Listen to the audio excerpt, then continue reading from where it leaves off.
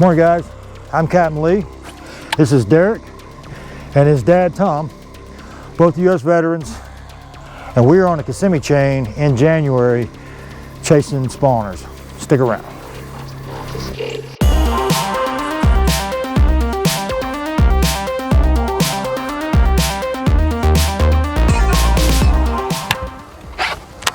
I've had luck before. I'll be schooling and I'll throw a Carolina rig.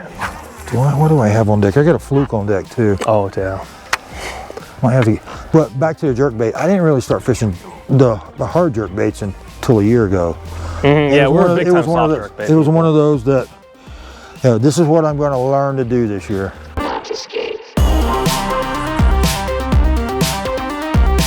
We used to throw a black and blue swim jig a lot too. But the thing about that is those pickerel and gar and mudfish will eat the same bait that a bass does. If you're getting hit by those, just keep cutting off the mangled spinner baits and keep pitching them, because eventually you'll get past them. Because if those fish are there, that means there's bait there, and if there's bait there, there's bass there.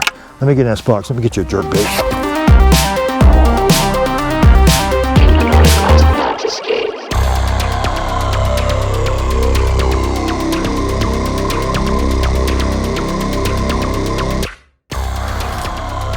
That's the bigger jerk bait.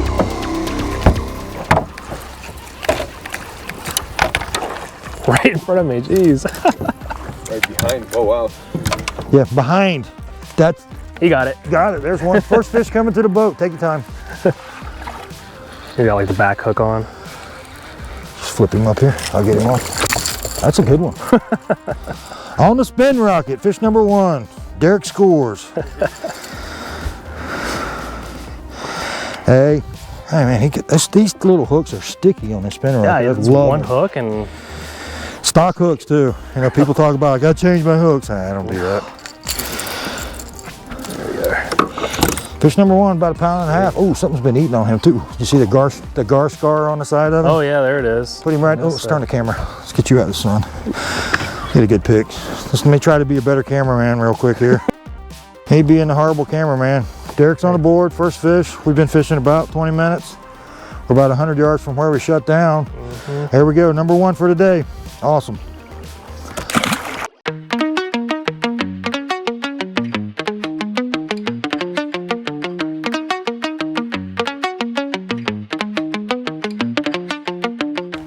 First and second place, they launched out of There we go. get it. Get him. Last one. Coming to the boat. There they That's are. a good You're one. out. Tom's on the board. Well, maybe. Come here, fishy. Yeah, I'll get him for you. Do my job, man. We are tied. Tom's got one. I'm sitting in the middle watching these guys fish because that's fun for me.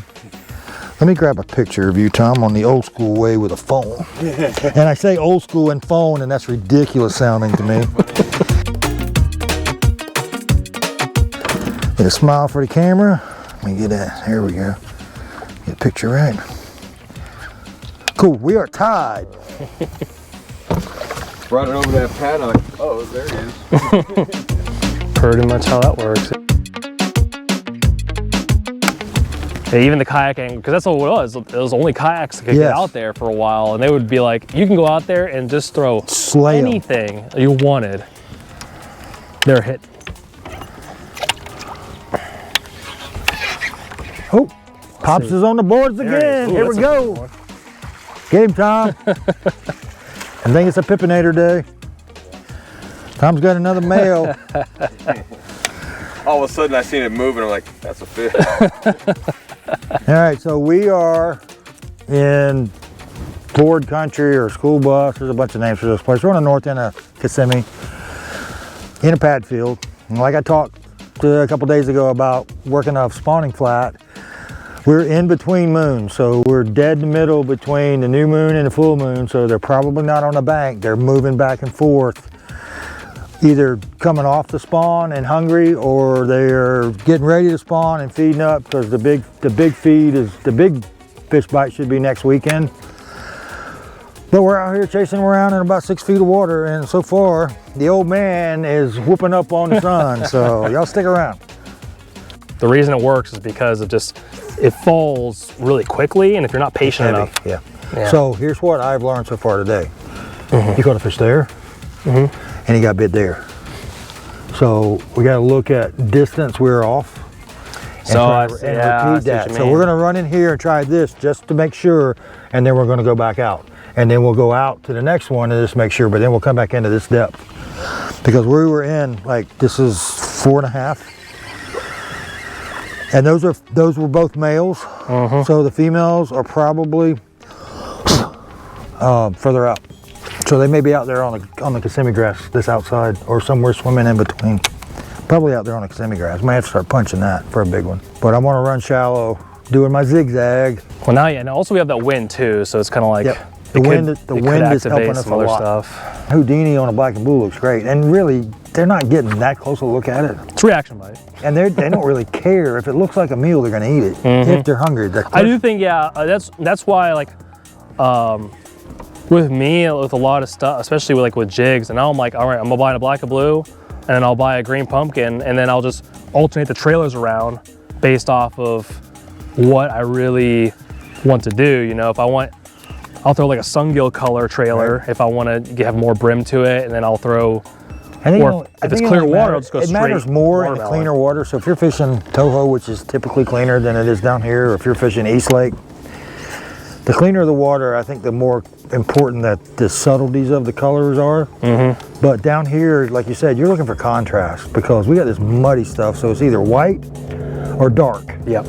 And they can see it in this tea stain.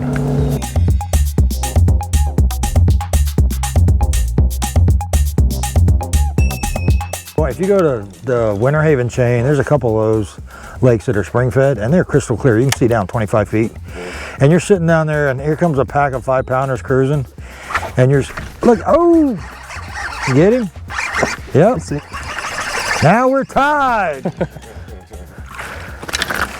See, I'm doing my job, sitting here, giving instruction, BSing, and we now fish number 4 in the boat. Chunky little male. A little chunky male.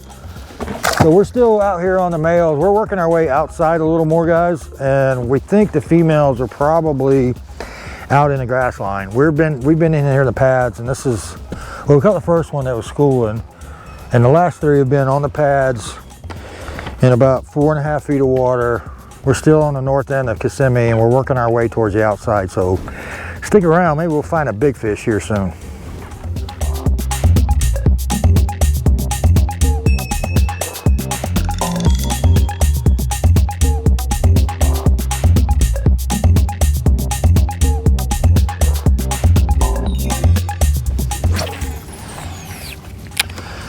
All right, guys, we're on spot number 3. Spot number 2, well, what? Spot number 1 produced 1 fish. It was a schoolie. Spot number 2 produced 3 fish. Nothing big, but some chunky males. And now we're back on another big spawning flat. We're on the west side of the lake, about mid-lake. I was here a couple times last week. You might see some video of that. I don't know how much footage I got. But we caught like 3 threes, a 4, and we left a 6. And I think I got the 6 on camera, so hopefully you will have seen that one already. But we're here, spot number 3. Cows are up eating. There's a front coming in a couple hours, so we're not saying anything about any predictions about what's going to happen in a couple hours, because we don't jinx it, but stick around, see what we do.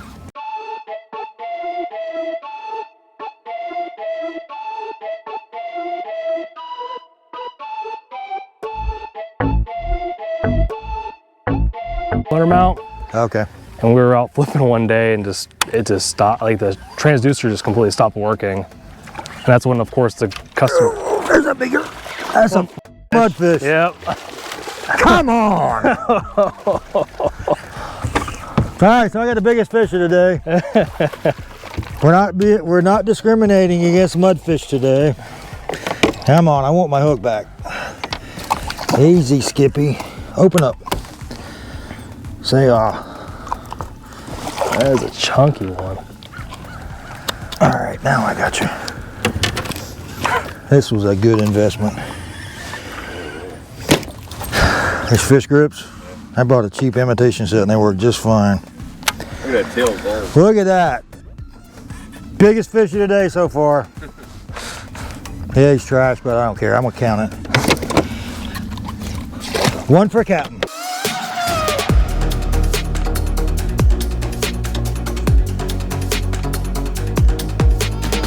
Oh my gosh, that's a bass strike. Like when that's something, I mean, I can't think of that being not a bass. Let's see. Well, here, start pitching over there. Take this rod back. Just stay right there and keep pitching. I run yeah, into okay. water. I was going to the side. It was basically in that back little. I'll be able to cast to it. I'll let us drift in there. We'll go up through this opening here. In the grass back here? See a dark.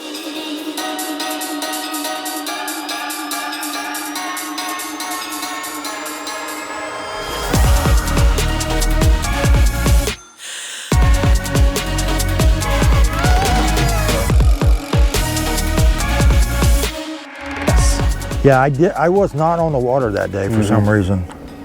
Because I was going to see if I could find Zach. There's a bluegill chomp right there. But for the Nationals, I'm coming out and I'm filming. Oh, what is the Nationals? Whoa. And that was just dead stick in this little. He's out of ways out too, huh? He was right there on that pad. All right, fish number 4, 5. Ow, bass number 5, fish number 6, because I'm counting that mudfish for a while. Just over here in the flats, we're still I was dead stick in a vibe, a big mega vibe. And I mean, it's another male, chunky, aggressive. We haven't found the females yet. We hear them all around us. They are thumping bluegill out here. But 5 in the boat, and it's 11 o'clock, 11:30, 5 in the boat. Stick around. And he stuck too.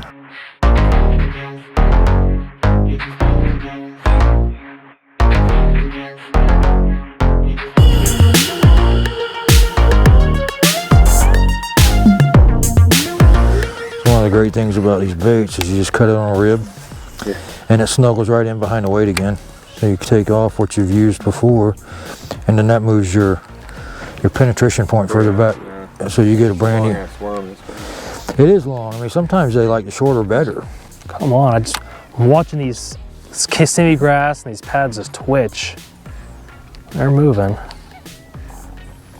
There's something moving in there. Marking bait on the. You're ready for an 8-pounder now. I've done my job. It's on y'all now. There he goes. Whoops. Oh! It's what happened was I set the hook and then See, what happened was, I told you about what happened. You know, when shit starts like that, what happened was, oh, this camera was actually running. Get to watch my swing and a miss. It's a wing batter.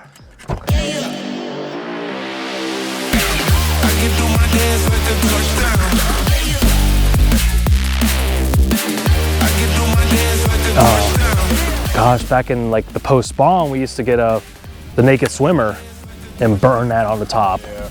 We just go out there in the evening time. There we go. Just pin him. Don't pull him through. Just hold him pin. I'll go get him. He's coming. He's coming. That's a good one. Net. That's a net fish. Oh! All right, somebody's catching up. Mona's taking the lead with numbers and weight. There we are. Good one. That's number 3 for Derek. Pop's putting the buzz toad down. That lasted longer than either one of us thought it was going to.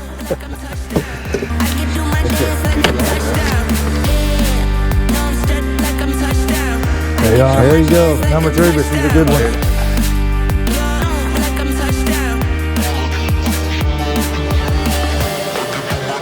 Because they bought the patent for it for US, or the distributorship for it. There we go. Sorry. That's all right. I got plenty. I'm sorry. Oh man.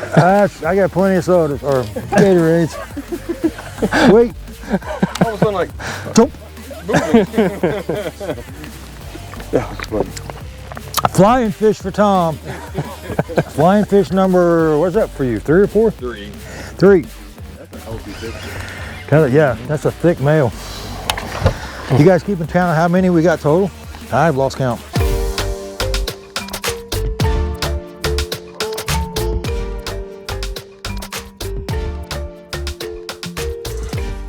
Was that Bright Delight? Or What's that? the Bright Delight? The color of the stealth blade? Yes. Yeah. With a little ditto swimmer too. Oh, did you get it? All right, let's try it. Monster. Counts. Another flying fish in the boat. Yep. Oh yeah. Man, look how fat that thing is. They're oh feeding. my gosh.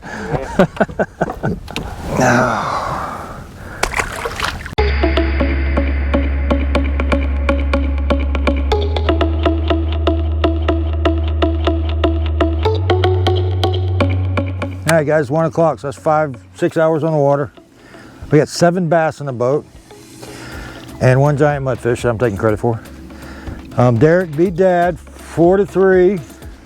I smell a revenge trip coming soon, but we spent all day on flats, pitching mostly. The pippinator was the winner today. I caught 2 fish on a vibe, but thanks for watching. We'll see you next time.